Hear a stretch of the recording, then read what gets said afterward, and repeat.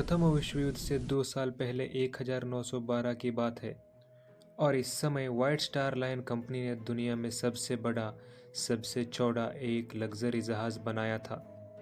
इस जहाज का पहली यात्रा 2 अप्रैल 1912 में इंग्लैंड के साउथम्पटन से अमेरिका के न्यूयॉर्क तक इसे प्रकाशित किया गया था।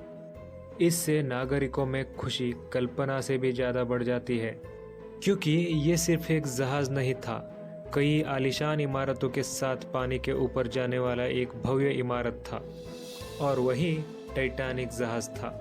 दोस्तों, इस शिप को इस तरह से डिज़ाइन किया गया था कि जिसमें 2226 लोग यात्रा कर सकते थे। इसे लगभग 3000 वर्कर्स टीम ने मिलकर बनाया था और इसको बनाने में 9 मजदूरों की जान भी चली गई थी और 40 वर्कर्स गंभीर रूप से घायल हो गए थे। उस वक्त इस शिप को बनाने में लगभग 48 करोड़ रुपए का खर्चा आया था, जो कि उस समय के हिसाब से काफ़ी ज़्यादा था। दोस्तों, ये शिप अपने आप में अटलांटिक महासागर में बसा हुआ एक छोटे से शहर जैसा लगता था। इसकी सबसे खास बात ये थी कि ये दुनिया में सबसे तेज़ चलने वाला जहाज़ था और इसमें जो सीटी लगी थी वो 15 किलोमीटर की दूरी तक सुना देती थी। इस शिप को बनाने वालों का ये भी दावा था कि ये शिप कभी ना डूबने वाली जहाज़ है, लेकिन किसको पता था कि ये टाइटैनिक जैसा विशाल जहाज़ कभी पानी में डूब सकता है। आखिर सबके मन में ज़रूर ये सवाल तो आया होगा कि उस रात हुआ क्या कि दुनिया की सबसे मजबूत जहाज़ पानी में डूब गई। तो दोस्तों, आइए जानते हैं। टाइटैनिक के बनने में 3 साल लग गए थे और टाइटैनिक को बनाने में उस समय का सबसे महंगी एडवांस टेक्नोलॉजी का इस्तेमाल किया गया था। 1 अप्रैल 1912 को टाइटैनिक शिप समुद्र में एक्सपेरिमेंट के लिए छोड़ दिया गया, जिसके बाद टाइटैनिक ने अपने एक्सपेरिमेंट बेलफास्ट से आयरिश रिवर तक 150 किलोमीटर की स्पीड से सफ़र तय किया। उस वक्त शिप में कंपनी के कई बड़े बड़े अधिकारी भी मौजूद, जिसके बाद उसी दिन शाम को 7 बजे टाइटैनिक बेलफास्ट वापस लौट आया और उसी के साथ टाइटैनिक ने इतिहास के पन्नों में अपना नाम दर्ज कर लिया। टाइटैनिक तो अपनी पहली यात्रा से पहले ही पॉपुलर हो चुका था कि उस समय टाइटैनिक का मुकाबला कोई और जहाज़ कर ही नहीं सकता था। टाइटैनिक में ए क्लास, बी क्लास और सी क्लास के रूम्स मौजूद थे। यात्रा करने के लिए फर्स्ट क्लास का टिकट 2,70,000 का था, सेकंड क्लास का 1 लाख और थर्ड क्लास का 20,000 रुपये था। इसके अलावा भी टाइटैनिक में यात्रियों के लिए हर सुविधा का सारा ख्याल रखा गया था। जी हाँ, इसके अंदर एक swimming pool, yoga room, expensive cafe with veg and non veg खाना और एंटरटेनमेंट के लिए गेम्स भी मौजूद थे।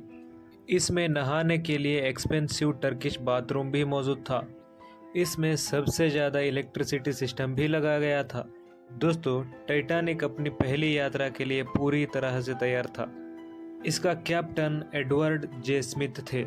वो समय था 10 अप्रैल 1912 का और समय था रात के 12 बजे का, जब टाइटैनिक अपने 2200 यात्रियों को लेकर रवाना हुआ। इस जहाज़ में कई अमीर लोग मौजूद थे और उस समय का सबसे अमीर आदमी जॉन जाकोब अस्टोर भी मौजूद था। दोस्तों, इस शिप में कई लोग तो ऐसे थे अपने शौक के लिए इस ट्रिप को कर रहे थे। शायद उनको ये मालूम नहीं था कि जिस जहाज में सवार हो रहे हैं वो कभी अपनी मंजिल तक पहुंच ही नहीं पाएगा। अब टाइटैनिक साउथहैम्पटन से काफ़ी आगे निकल चुका था। समुद्र में चारों तरफ तेज़ हवाएं चल रही थी, जिसके कारण मौसम में थोड़ी सी ठंडक भी थी। इसी समय टाइटैनिक के फर्स्ट ऑफिसर ने टाइटैनिक की स्पीड को बढ़ाने का आदेश दे दिया ताकि टाइटैनिक टाइम से पहले अमेरिका पहुंचकर यात्रियों को और मीडिया को हैरान कर दे। टाइटैनिक शाम की रोशनी में आगे बढ़ रहा था। इस जहाज को सफ़र में निकले हुए लगभग 3 दिन हुए चुके थे और टाइटैनिक में अभी तक 1-2 घटना भी घट चुकी थी। जी हाँ, दरअसल टाइटैनिक के नीचे हुए हिस्से के भाग में पिछले 3 दिनों से आग लगी हुई थी, जो कि टाइटैनिक में मौजूद सभी यात्रियों के लिए खतरा बन सकती थी। मैं आपको बता दूं कि टाइटैनिक में ये आग रवाना होते ही लग चुकी थी और इस बात का पता सभी अधिकारियों को चल चुका था। मगर इसके बावजूद भी उन लोगों ने यात्रियों को इसकी भनक तक लगने न दी, क्योंकि अगर किसी को मालूम पड़ जाता तो ये यात्रा रद्द करनी पड़ सकती थी। और वही टाइटैनिक सारे टिकट्स पहले ही बिक चुकी थी, तो ऐसे में कंपनी भारी नुकसान उठाती थी। इसी वजह के चलते टाइटैनिक के सभी बड़े अधिकारियों ने इस बड़े खतरे को नज़रअंदाज कर दिया। अब बात करते हैं यात्रा के 5वें दिन की। टाइटैनिक महासागर में तेज से आगे बढ़ रहा था और दिन धार रविवार का 14 अप्रैल की रात का था। समुद्र में भी काफ़ी शांति थी, पर आसमान में चांद भी मौजूद नहीं था। चांद न होने के कारण आसमान में घना अंधेरा छाया हुआ था और शिप के कैप्टन को सामने को कुछ भी नहीं दिखाई दे रहा था। वैसे में मैं आपको ये भी बता दूं कि टाइटैनिक को आइसबर्ग को टकराने से पहले शिप के कैप्टन को कुछ चेतावनी पहले ही आ चुकी थी कि रास्ते में कई बड़े बर्फ के टुकड़े मौजूद है, जिससे शिप कभी भी टकरा सकता है। मगर कैप्टन को ये मालूम नहीं था कि टाइटैनिक किसी आइसबर्ग से टकरा जाएगा। जी हाँ, उस रात ऐसा ही कुछ हुआ कि कैप्टन को घना अंधेरा होने की वजह से सामने का आइसबर्ग दिखाई नहीं दिया और कुछ ही देर के बाद रात को तकरीबन 11:40 पर जहाज के छठे ऑफिसर जेम्स मोड के टेलीफोन की घंटी बजी, जिस पर ऑफिसर को ये बताया गया कि रास्ते में एक बड़ा साइज का आइसबर्ग भी मौजूद है, जिस वजह से उनको बच के रहना है। इसके बाद ऑफिसर ने तुरंत इस बात की जानकारी कैप्टन तक पहुंचाई, मगर वो काफ़ी लेट हो चुका था, क्योंकि टाइटैनिक को आइसबर्ग को टकराने में मात्र 35 सेकंड ही बचे थे और जानकारी मिलते ही टाइटैनिक की पूरी टीम एक्शन में आ गई थी। और उसके बाद सीनियर ऑफिसर ने जहाज़ को बाईं तरफ मोड़ने और इंजन को बंद करने का आदेश दे दिया। साथ ही जहाज़ के ऑपरेटर को जहाज़ को पीछे लेने का भी ऑर्डर दिया था, मगर जहाज़ की रफ्तार इतनी तेज थी कि उसे पिछली तरफ लेना और उसको मोड़ना नामुमकिन था। और फिर कुछ ही सेकंड्स में टाइटैनिक आइसबर्ग से टकरा गया।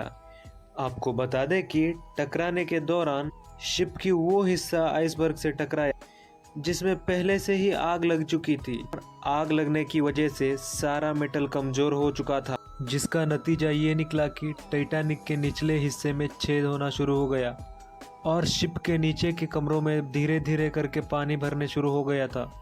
उस समय टाइटैनिक में मौजूद सभी यात्रियां लगभग सो गए थे, मगर इस दुर्घटना के बाद सबके नींद उड़ गई और तभी ऑफिसर्स ने सभी यात्रियों को लाइफ बोट पर जाने के लिए कहा। दोस्तों, वैसे तो हर जहाज में यात्रियों की सुरक्षा के लिए 40 लाइफ बोट्स का होना ज़रूर है, मगर हैरानी की बात यह है थी कि टाइटैनिक में सिर्फ 20 ही लाइफ बोट्स मौजूद थे, क्योंकि टाइटैनिक को कभी ना डूबने वाला जहाज़ माना गया था। दोस्तों, ऐसे ही अनकंट्रोल सिचुएशन को देखते हुए टाइटैनिक कई सारे रॉकेट्स को आसमान में छोड़ रहा था, ताकि इस मैसेज को देखकर कोई और दूसरा जहाज़ हेल्प के लिए आ जाए। लेकिन कोई भी दूसरा जहाज़ हेल्प के लिए वहां तक नहीं पहुंच पाया और देखते ही देखते टाइटैनिक शिप अटलांटिक ओशियन में डूब गया और जिसमें 1500 लोगों ने अपनी जान गंवा दी। तो दोस्तों, आप इसका ही पार्ट 2 वीडियो देखना पसंद करेंगे तो कमेंट सेक्शन में ज़रूर बता दें, और वीडियो अच्छी लगे तो लाइक करें, शेयर करें, सब्सक्राइब करें, ताकि आप हमसे जुड़े रहें, क्योंकि हम लाते रहेंगे ऐसे ही कुछ इंटरेस्टिंग वीडियोस। तो मिलते हैं दोस्तों अगले वीडियो में, तब तक के लिए बाय बाय, टेक केयर।